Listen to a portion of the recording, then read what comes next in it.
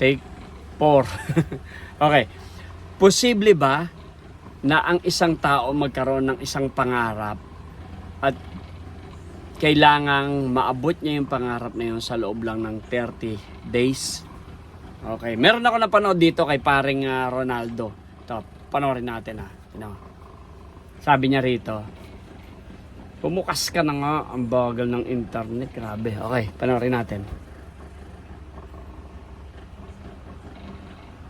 Sige, bagalan mo pa internet.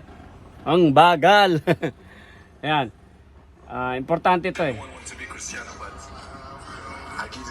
Ayan, ulit. Everyone wants to be Cristiano, but I give you the map.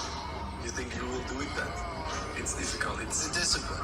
The discipline is the most difficult thing, not only in sports, but in life. You have to challenge yourself to be consistent. I repeat, sometimes it's hard. It's what many people say. You like to go to the gym every day? Of course not. It's not true. Nobody likes to go to the gym every day. But you have to do it.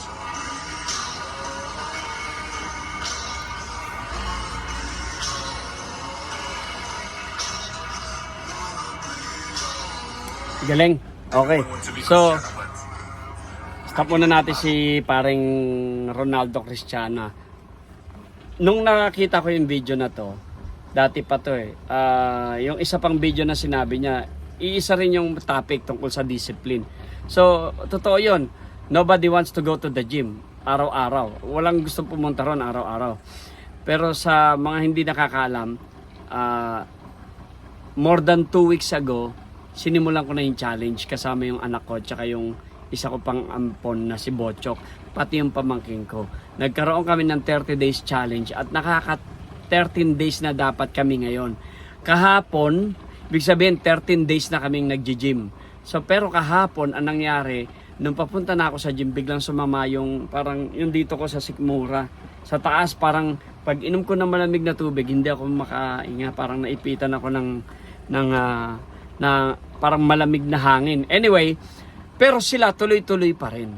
So kung papansinin mo, discipline, sabi ni paring Ronaldo, discipline at ang pinakamahirap kasi sa lahat yung willingness mo, yung consistency. Kailangan consistent ka. So susubukan natin sa loob ng 30 days kung ang pangarap ko is ganito. Pangarap ko makapag-upload ng 30 videos sa loob ng 30 days. So 1 video every day. Ang problema, ganito. Kapag 30 videos lang yung tinarget ko at nakalimutan kong mag-video sa loob ng isang araw, kinabukasan 2 na yon. At pag nakalimutan ko ulit, sa susunod, tatlong video na yon na hindi ko nagawa. So, para mas ma-challenge tayo, gagawin nating 3 video sa loob ng isang araw. Maximum 3 video isang araw. Okay? Maximum. Pero, kapag lumampas pa, edi mas maganda. So, kailangan maka 90 videos ako sa loob ng isang buwan or 30 days. Kung gusto nyo sundan tong idea na to, itong challenge na to, 30 days challenge ito. Araw-araw 30 videos. Kailangan makapag-isip ako ng topic na pwedeng i-share sa inyo. Mga experience ko, pinagdaanan ko sa buhay, mga napuntahan kong lugar. Paano ako nakapunta ron? Anong ginawa ko? Bakit ako nandun? Magkano ang baon ko nung pumunta ako sa mga lugar na yun? Sino yung mga taong tumulong sa akin? Sino yung mga taong nakilala ko? Sino yung mga taong tumulong sa akin kahit hindi ko pa nakikita? At ano yung lesson na matututunan nyo rito sa paggawa ng 30 videos sa loob ng 30 days? Or maximum goal is 90 videos. Napakahirap nun. Pero ang maganda rito, bago ko pa sabihin sa inyo, nasimulan ko na. At eto na yung part kung saan wala nang space yung cellphone. Kaya kailangan ko nang mag-edit at nang mai-post na at nang baka kasi ang mangyari, makalimutan ko kung ano ba yung kwento na gusto kong i-share sa inyo sa video na yon nung day 1, day 2, day 3 hanggang day 13. Ngayon na nga yung day 13 pero yun yung pilot episode. Sa teleserye kasi, halimbawa, sample ko sa inyo, sa mga hindi nakakalam, nagtatrabaho ako sa TV bilang isang extra simula pa 1999. So, ganito ang pilot episode. Kapag ang director at ang buong production team ay meron project na gagawin na pelikula, kunwari, gagawa sila ng pelikula ng TV show, kagaya ng Batang Quiapo or Pamilya Sagrado, okay? Bago pa yun ipalabas sa TV, halimbawa, ipapalabas yun ng August 1, 2024. Mga January, nagsushooting na sila. Okay? January, February, March, April, May, June. 6 months yan. Ganun katagal ang preparation. Mas maaga pa. Pre-production, tapos shooting, tapos post-production pa. Tapos promotion pa. Lahat. Bago ilabas. Nakagawa na sila ng ilang episode nun. Siguro naka 5 episode na sila o 10 episode na ipalabas. From there, pag naipalabas sila yung 10 episode na yon, pag napalabas sila yung first episode, nagsushoot na sila ng pang 11 episode. So, ganun din dito. Inuna ko muna yung pilot episode, pero naisip ko, iba pala to, mas mahirap pala to kasi yung topic na naiisip kong gawin, nagbago. Kasi nga, yung ganun kaganda ang social media eh. Minsan magbabase ka talaga sa kung ano yung interesting. Kasi hindi ito kagaya ng teleserye na sikat yung papanoorin nyo. Sikat yung po'y pwede, pero sikat hindi. Wala namang Piolo Pascual dito, meron lang Piolo Ascal. Wala namang Coco Martin dito, di ba? Meron lang dito Coco ni Martin. So, kailangan pag in-entertain mo yung tao sa pamamagitan ng social media, kailangan siguradong entertaining, kapupulutan ng aral, worth sharing. Parang, isi-share ko yan kasi tinamaan ako dyan sa topic na yan na kinuwento ni Edwin, parang ganon. So, sisimplehan ko lang, ang gagawin ko lang is kung ano talaga yung sa tingin ko na istorya na pwede kong i-share sa inyo na entertaining. At nung ginawa ko yung video na yon, ay tuwang-tuwa ako. At ano ba yung reason bakit ako natuwa at bakit kailangan ko i-share sa inyo at bakit baka makatulong yun sa inyo or ma-entertain ko ba kayo. So yun lang. So 30 days ko kayong entertainin. Sana huwag kayong magsawa at sana panoorin nyo. Kung gusto nyo i-share, pwede din. Kung ayaw nyo, okay lang din. At masaya ako kasi ito ngayon, nandito na ako sa point ng paggawa ng video. Kasi ilang beses ako minto eh. Unang-una ako nag-upload ng video sa YouTube, 2007. Tapos sumunod, tinry ko mag-upload 2013. Tapos sumunod, nag-vlog ako, nag-e-edit talaga, nilagyan ko ng kanta, hirap na hirap ako, 2016. Pagkatapos nun, nahinto na naman 2022, 4 na beses. 4 na beses akong larga hinto. Hindi ako makatuloy-tuloy. Maraming factors, maraming problema, maraming challenges. Yung unang-una na dyan, nakakalimutan ko. Tapos hindi ako makapag-focus. Kasi nga, kailangan mong kumayod, kailangan mong mag-isip ng paraan kung paano kakikita. Pag may trabaho, may shooting, may taping, may shooting sa pelikula, may taping sa TV, wala na, nakalimutan mo na kasi puyat ka na, pagod ka na, bakit ka gumagapang dyan? Anak ko pala si Tim. Pagod ka na, puyat ka na. So syempre, gusto mo na lang magpahinga. Hanggang sa nakalimutan mo na lahat pala ng reason para na lahat pala ng reason para makita mo yung halaga ng mga napagdaanan mo sa buhay ay nandito lang pala sa isang external hard drive na naghihintay sa'yo na matagal na kailangan mo nang ikwento kung ano ba yung pinagdaanan ng video na yon, bakit ka nag-video ng video na yon at ano ba yung kwento sa likod ng video na yon. So yun yung basically gagawin ko muna ngayon sa ngayon na panimula at sana ma-entertain kayo at marami pa ako ikukwento. Okay? So, yung pinaka-last na lang is ito. Una, yung kinuwento ni paring Ronaldo, Cristiano Ronaldo. Sabi niya gano'n, everybody wants to be Cristiano Ronaldo. But if I give you the map, there you go. Can you take it? Can you go to the same route? Kasi yung pinagdaanan niyang challenges, kaya mo bang daanan para maging si Cristiano Ronaldo ka? Yun ang tanong. Kaya mo bang maging disiplinado sa pag-iisip mo kung paano mo gagawin lahat ng schedule, ma-accomplish mo, paano ka magiging consistent araw-araw, at paano mo hahatiin yung mga oras mo sa trabaho, sa pamilya, sa mga anak mo, sa career mo, at sa pangarap mo sa buhay. Yun yung kay paring Cristiano Ronaldo na nakakatuwa. Sabi nga ganun kapag may gusto kang kapag gusto mong humingi ng payo sa isang tao na hindi mo naman kilala, pero kilala ng lahat ng tao, manood ka lang ng YouTube or ng Facebook, makikita mo, hanapin mo yung tao na yon at pakinggan mo yung mga bagay na positive na sinasabi niya, at yun ang kunin mo, at yun ang i-claim mo ng buong buo at gawin mo. At yung isa pa, ito malaking tulong to sa mga iba na kagaya ko na nagtatrabaho sa TV na walang project, okay? Malaking tulong to. Sobrang laking tulong nito. At yung iba na sumasideline sa buhay araw-araw, napakalaking tulong nito, lalo na kung wala kayong permanent na trabaho, tapos ang trabaho niya lang talaga ever since is sumideline, gumawa ng iba't ibang trabaho, kasi alam mo na mas malaki kikitain mo kapag yung buong oras mo ginugol mo sa paghahanap ng iba't ibang klaseng source of income. Ito kasi since last year hanggang ngayon, hanggang last week actually, sinusubukan ko maghanap ng trabaho, maghanap ng project sa TV, maghanap ng project sa movie, at commercial, at kung saan-saan pa. Last year, nakatsyempo ako ng isa.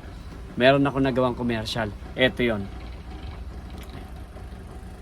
Ayan, yung commercial na yan sa Lay's potato chips na Mexico flavor or Mexican flavor. So nagawa ko yan, at isa yan sa topic na ikukwento ko sa inyo, paano ko nakuha yung commercial na yan, anong pinagdaanan kong challenge bago ko nakuha yung role na yan, na napaka-iksi, na kung hindi mo alam ang pamamaraan ng commercial, yung maigsing part na yan nakuha ko, naku po, napaka-importante yan. At napakaganda ng talent fee dyan, okay? Kumpara sa TV. Ngayon, after nyan, nag-try pa rin ako. Halos lagi akong nag-audition pag mayroong pagkakataon. Pag tinatawagan ako ng agent ko, every week nag-audition ako, nagpapadala ako ng audition piece. At kung saan-saan pa ako naghahanap ng background na puti para lang kasi kailangan white wall para makapag-audition makapag-send ng audition piece sa agent ko para doon sa director. Pero hindi tayo sinuswerte.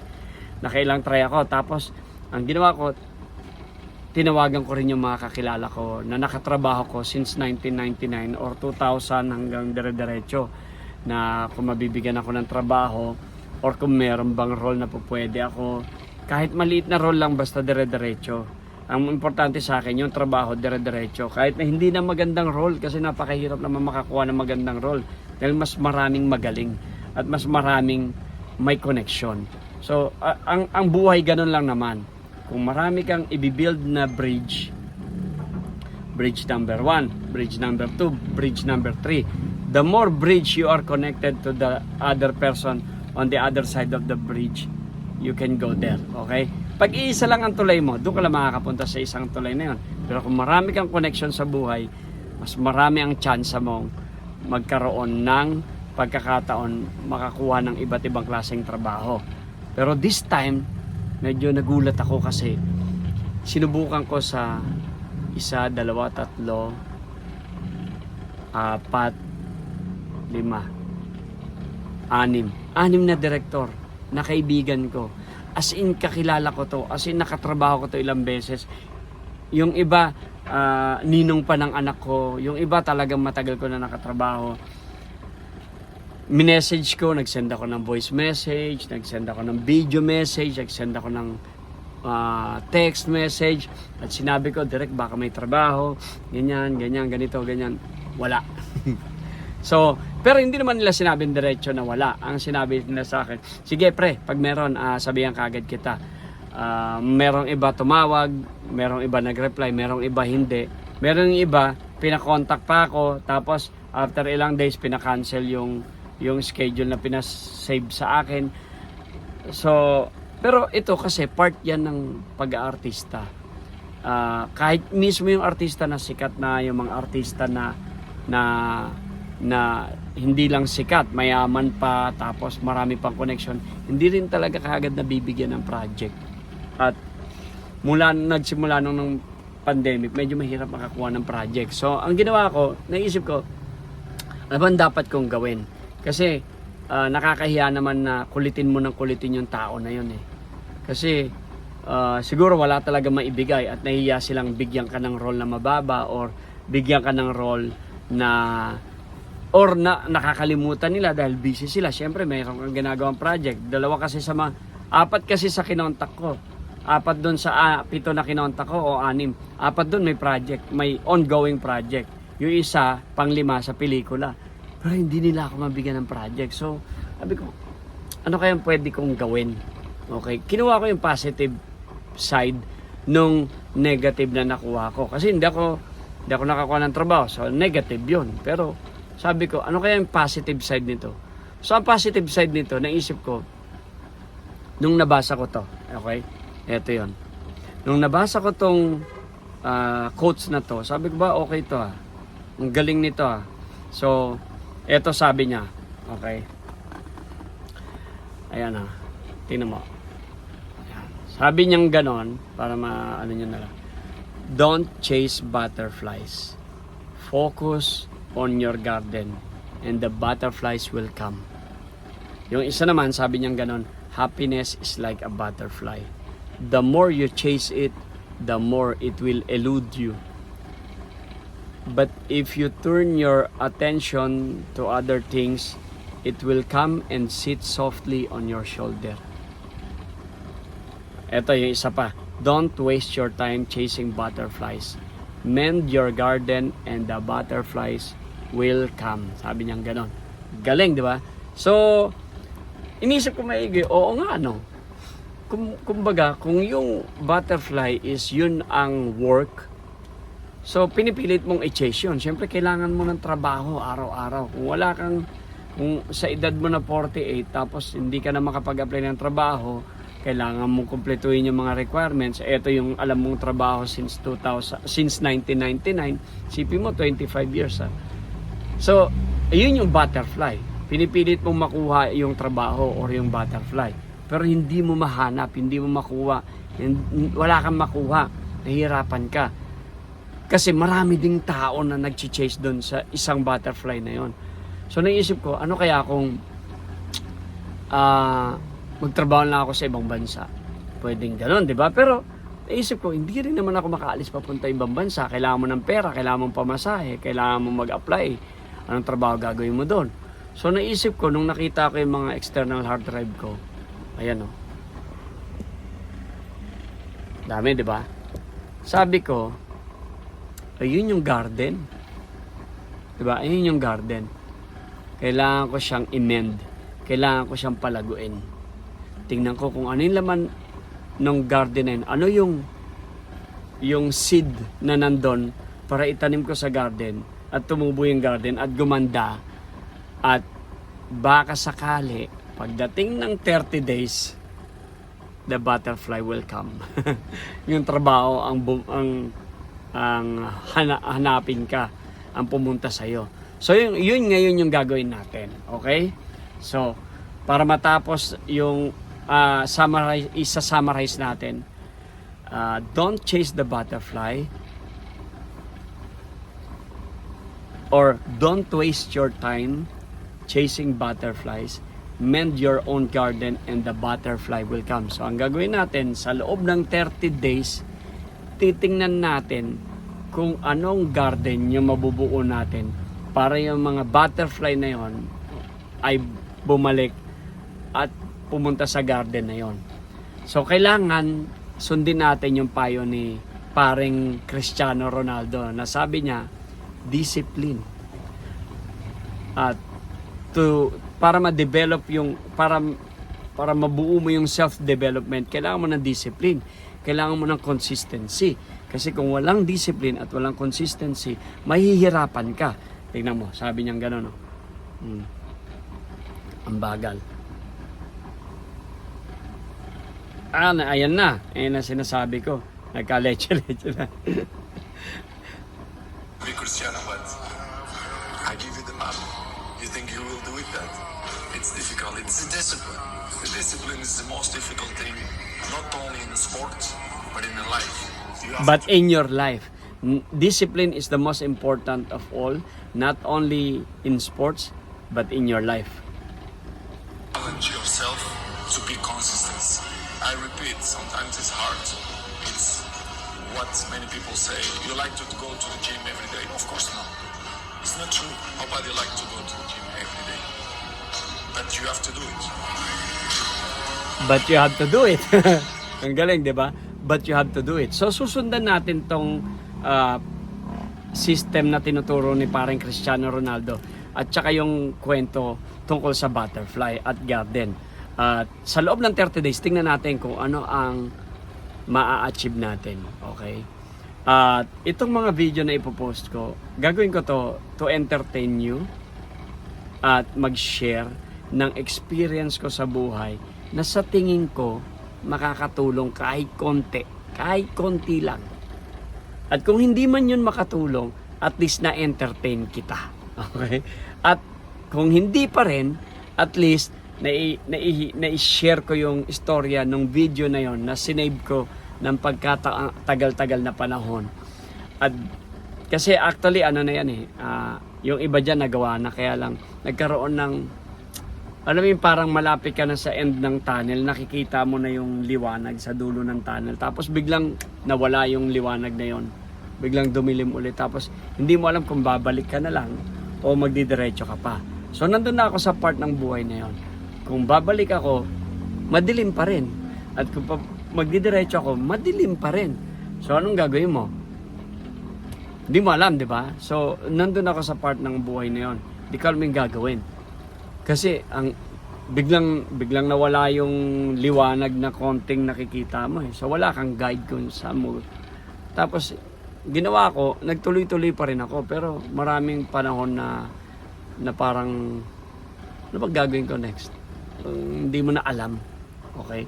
So buti na lang, thank you dito kay parang Cristiano Ronaldo dahil sa simpleng sinabi niya na umabot ng 22 minutes sa akin.